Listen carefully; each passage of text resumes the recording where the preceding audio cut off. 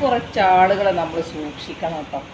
അതാരൊക്കെയാണെന്ന് വെച്ചാൽ, നല്ല മനോഹരമായിട്ട് സംസാരിക്കാൻ കഴിവുള്ള ആളുകളെ നമ്മൾ എന്ത് ചെയ്യണം, നന്നായിട്ട് സൂക്ഷിക്കണം.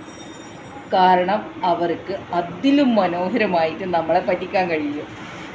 രണ്ടാമതൊരു വിഭാഗം എന്ന് പറയുന്നത് നല്ല വിനയാനിതനായിട്ടുള്ള ഒരാളാണ്. നല്ല ഓവർ വിനയം കാണിക്കുന്ന ആളുകളാണ്.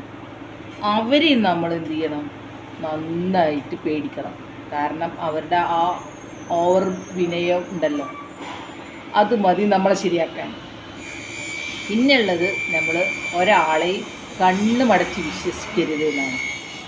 നമ്മൾ ആര് കണ്ണടച്ച് വിശ്വസിച്ചോ അല്ലെങ്കിൽ കൂടുതൽ വിശ്വസിച്ചോ അവർ നമുക്ക് നല്ല 8ൻ്റെ പണി തന്നിരിക്കും, ഉറപ്പായിട്ടും.